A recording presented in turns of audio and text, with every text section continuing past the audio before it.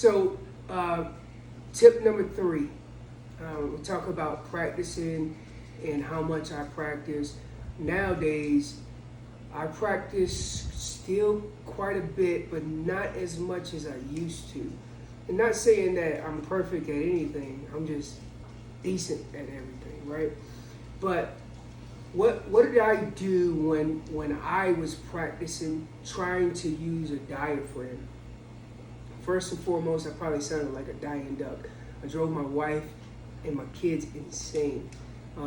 So I would do it in the house, 30 minutes, or ride 10 minutes, do it in the vehicle. Don't leave your diaphragms. Tip number 559, don't leave your diaphragms in the sun. They'll just ruin them, right? But I would take a tube with me in the truck and I would blow and I would try to make cow sounds. One powerful tip that I will give you is that I watched more hunting videos than, I haven't met a person that probably watched. I still watch a lot of hunting videos, and this is proof in the pudding right here. I'm gonna unlock my phone real quick. And every day to and from, and listen, you're not supposed to do this, we understand. But every day to and from work, I'm watching the road, but I'm also listening to what these guys are doing. And for example, my YouTube app right here, I'll push my YouTube app, and lo and behold, on the way home today, I was watching Land of the Free 3, episode 17. Episode 17. What I'm really doing is, I'm not nitpicking what they're doing. What I'm actually doing is listening to those guys, listening to what they're doing, listening to the sounds that the elk are making. Not so much that, Trent and Trevor and the rest of those guys are doing. I want to listen to what those elk are doing. I listened to Corey Jacobson a lot back in the day when he was just cutting his teeth on cutting new footage. Dirk was with them.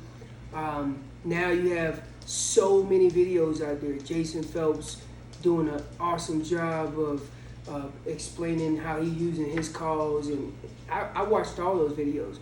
I cut on the outdoor channel, and I watched all these elk hunting. But what I will tell you is this: you can watch all the elk hunting videos that you want, elk hunting, right? But if you really want to master the sounds of an elk, just look up let's say Estes Park in Colorado. October, Estes Park in Colorado. Just Google it or just look it up on YouTube. Listen to the sounds that their elk are making. And there's videos. And watch what they're doing when they're making those sounds. And when I started trying to humanize it, because Joel Turner does a really good job of humanizing the sounds. Because that's all we can do, because we're humans and we speak our human language, excuse me. And so we're humanizing the sounds, and all we're doing is trying to figure out what they're saying and when they're saying it, and kind of, because it's all science-based, kind of why they're saying it.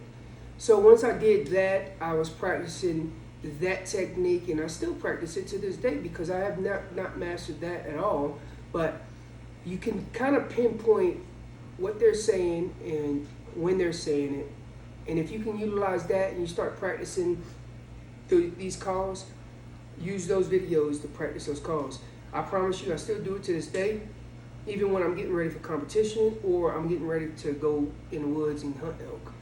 Hey, follow us along. We're going to give some more tips. Colorado Hideout 200s.